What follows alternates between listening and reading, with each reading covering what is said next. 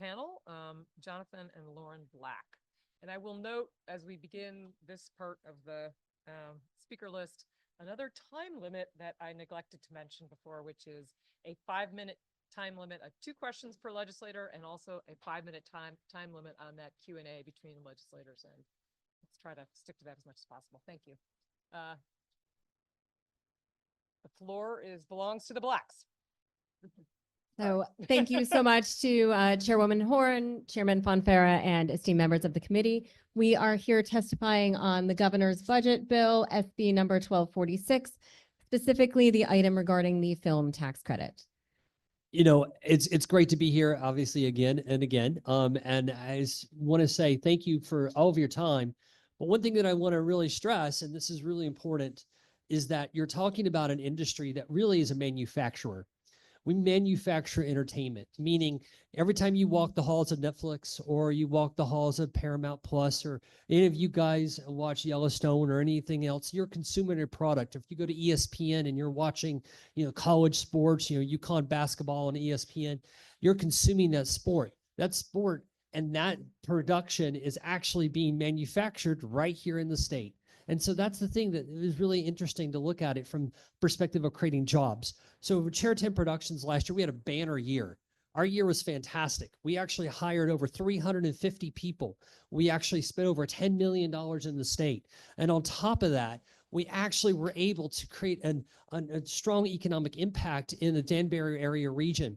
And a lot of the small businesses, restaurants, and hotels. In fact, Ethan Allen, we actually booked over 80 hotel rooms for several months.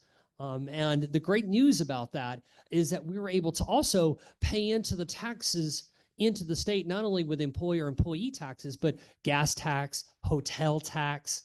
You were talking about, vehicle rental tax. We rented over 100 cars and trucks, and we paid taxes into that. But the beauty of that is that for some of you might not understand the way this credit, it's an earned credit. I know you know that, but the thing that you might not know is that production credit, that tax credit we get, is actually put back into the budgets. It allows us to hire more people, hire more shooting days. For example, if a producer comes to me and says, hey, we got $5 million to spend in the state, and then I'm like, well, with that tax credit, we're actually at 7 million. So now we're able to hire, instead of 120 people, now we're able to hire 160. Instead of shooting 20 days, we can shoot 25 days. So I think that knowing that the credit is actually integrated into the production budgets, and this goes from film to television, also to major studios. And the one point then, and I know my wife and partner has got a lot to say about our little kids, because I tell you what, a 6-year-old and a 4-year-old are like, Daddy, are we going to shoot in our backyard? And I'm like, yes, we're doing that. But one thing we don't want to do, guys, is we don't want to make this credit, lower this credit by 5%, and all of a sudden we lose all that work that I did like we just did last year, and come up this year, we have potential of having close to $20 million in production, and we're going to hire 450 people this year. And guess what? The proposed legislation that the governor has proposed that would make this reduction actually, and this is really going to be sad to say, is it's going to be retroactive, which means all of that work will go to New York. That means I will be spending days and nights in New York, spending my time away from my kids. And I employ a large amount of skilled blue collar workers. These are blue collar parents. These are single moms and dads. These are people that are skilled laborers that work in a manufacturing setting. And that's important. But the last thing I want to put in your pockets to really think about is so many people this money goes to Hollywood. This goes to big producers. And let me tell you, producers do not put this money back in their pocket and look at it as a profit. They actually put it back into production. I can guarantee you that Bob Yari, that came here, he did the Yellowstone TV series, he said the one reason he wanted to be here was because he can maximize what he can spend in the state. And I have countless numbers of people that have asking me for jobs. And I can tell you there's a lot of moms and dads that are doing the same thing we're doing to support kids and to make sure that we can actually have these great jobs in our state. And I know, Lauren, you have a few things to say about that. Yes. So speaking of Bob Yari, so Representative Gresco mentioned Tulsa Kings, which filmed in Georgia. Well, Bob Yari is an executive producer on that, and he was here in Connecticut last year shooting a project. He had a specific amount of money that he wanted to spend, and shooting here let him maximize that money and spend more money in the state. So that money does get reinvested in the state. But yes, so I'm from Connecticut. I grew up in Newtown. We lived in LA for 15 years, and we decided to come back here to raise our kids. We live about a mile and a half from my parents, which is very helpful. We have a 4-year-old and a 6-year-old. They were actually able to come to set last year when we shot in an ice cream shop. They were in the car on the way back yelling, "Quiet on set." Action. You've reached 5 minutes. Please summarize. Really quickly, and sorry to cut you off. Want to mention one thing. Over $331,000 in additional taxes were done by gas tax, hotel tax, sales tax, and other taxes. So would love to hear your questions if you have any. Thank you. I'm sure there will be some, starting with the ranking member, Representative Paletta. Thank you. I was actually out to dinner last night in New Haven with 2 individual freelance videographers that work for different film companies in New England. And I got thinking about this bill, and I saw the proposal. I knew it was on the docket for today. I just have one brief question. Many times we pass bills up here in Hartford that, might sound great, but, then they have the adverse impact maybe in our districts or around the state. Could you just speak briefly about, the amount of revenue that we collect, but how much is actually put back into the communities? And, should we lose some business off this, it could actually end up hurting us in the long run. Could you just touch on that briefly? I know you reached your 5 minutes and we're trying to move the day along, but I think it's important to hear because it was brought up to me last night and I just wanted to get that on the record. That's a great question. Terry Wild in Danbury, is owned by the city of Danbury. They do a lot of weddings and everything else. We were actually to rent that entire facility for over a month during their downtime. We gave them thousands and thousands and thousands of dollars that were not going to be felt because they would have been, not booked. I can tell you that the Ethan Allen Hotel was also, because they're going through remodels, we're not getting the input, but we actually rented so many hotel rooms that they were just in awe of how much money that we were able to provide and provide jobs for them as well. Yeah, and then to speak to the other part of your question, it might look like a small reduction, 5%, but what happens is these film tax credits, they're very competitive. As we said, they're baked into the budgets. So a Bob Yari comes in, he has X amount of dollars to spend. He's going to go to the place where he can spend that money and maximize it and get the best film on tape. And so what happens is if you cut this credit to 25%, like we had a conversation a couple weeks ago with Apple TV Plus. They're very interested in shooting here. They were asking about the tax credit for TV shows. So an Apple TV show, even if it's just one season, that's $50 million, 8 to 10 months of filming. If it goes multiple seasons, it goes into multiple years. Their first question when we talked to them was about the tax credit. Tell us about this tax incentive. If we said to them, it's actually 25%, they would have been like, thank you so much. We're going to go look at other places. We're just going to lose that business. 25%, it might seem like, oh, it's just a 5% reduction.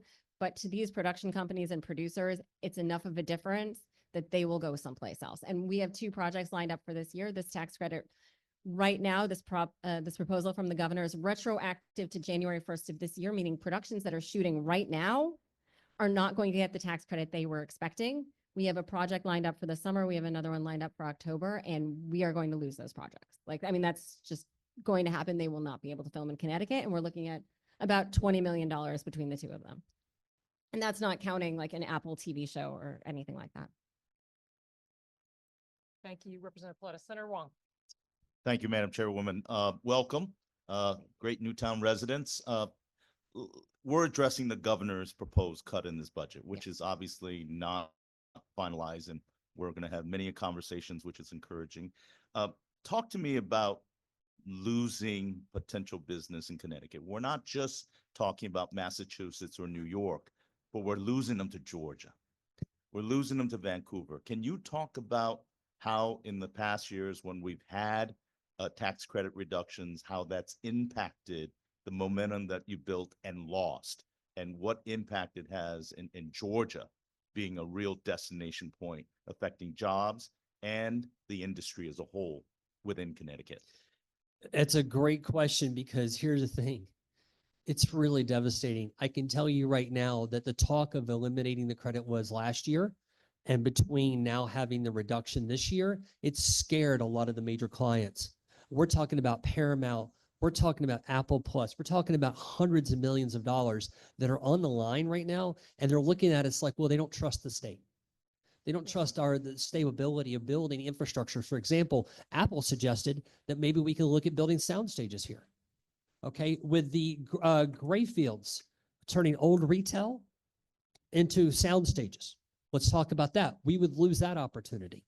So the thing is that I really just cannot stress that if $100 million is sitting in the state, helping going to the film tax credit, if you actually eliminate some of these productions, then that $100 million goes way down. Why? Because we're feeding into that. It's an earned tax credit. And so the tax base gets smaller because we're all going to move out of state. I mean, not physically move, but our business will move. And right now, across the state line, it's 45% in Newburgh, 45%. And so we're competing against that. So, you know, we went from 2006, 2007 to being one of the best tax credits in the East Coast. If we go to 25%, we'll be one of the worst tax credits on the East Coast. So, you know, I don't know what it's going to be like when you see Bristol campus a ghost town. It's going to be very devastating to the Bristol. And I would hope that all those parents and all those single moms and those people that are, you know, working really diligently hard, that they would have somewhere to go to work.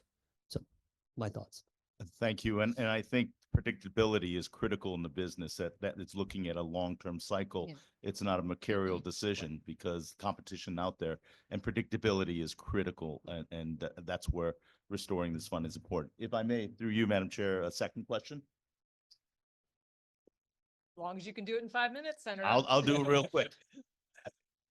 The economic impact, you cite it, but we don't have a lot of the businesses that are positive impact come and testify. We don't have real data points in regards to the economic benefits of industry or businesses, lunch and hotels. Do you have any data points that you could share? And number two, I think, can you talk quickly within 5 minutes about the benefit of our designation of the Christmas movie trails that occur? I know we chuckle at it, but the reality is we are defined by the rest of the country and the world as a bucolic place to settle and to come to and visit. So within 5 minutes, talk about the economic impact that's not measured. And have you all considered the idea of being able to do an economic analysis and getting local businesses to come and testify in your support?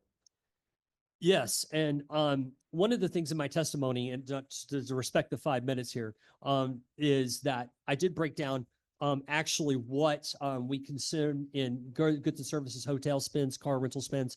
But I really want to talk about one particular, if you guys know Sandy Hook and the Foundry. The Foundry is a wonderful restaurant.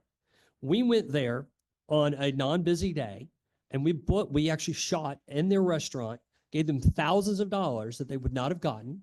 And then we actually had them feed our 95 plus crew members for lunch. So we gave them thousands upon thousands of dollars that they would not have received if we had not have shot there. On top of that, the bakery. So yeah, so the Sandy Hook Cafe is right next door. We fed our crew breakfast from there. So that's an extra couple of $1,000s. And they actually posted on their social media page that we were filming there and invited people to come down. So they got an extra boost out of business from people who wanted to watch the filming. And that's just one day of filming and, you know, a couple businesses. But if you multiply that by multiple projects, multiple days of filming, multiple productions that last over months and years, those numbers really start to add up. I mean, we had crew stay at the Ethan Allen Inn.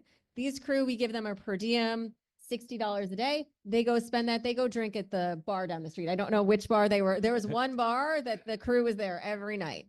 So. Right. Yeah, And that's one right. and one other point that I think that I wanted to stress too is that there's infrastructure. It takes 4 to 6 years to build solid infrastructure. And right now we are currently working with two major players. One is Sunny Lease. Sunny Lease is based on 5 Ye- minutes has been reached. okay. Sorry about that. I'll respect that. Any other questions? Thank you very, very much. And thank you for your testimony. And I think one thing I will add is the fact that not only are we talking economics, you being residents of Newtown and being part of the community and its philanthropy and its community involvement, those aren't measured in dollars. So I'm very grateful and appreciative that you've chosen Newtown to you. settle and build your business. Thank you. Thank you. Thank you. And I just want to note, it's, of course, the time limits here are not because we don't want to hear from you. It's because we also respect the Yes. people who drew, 196 in the lottery, and we want to hear from them too. So, We Right. want to So hear from them respect- too. And listen, I'm willing to meet with anyone else. And seeing no further questions, I appreciate you being here and your advocacy. Thank you so and much. We will move to our next panel, thank you. which is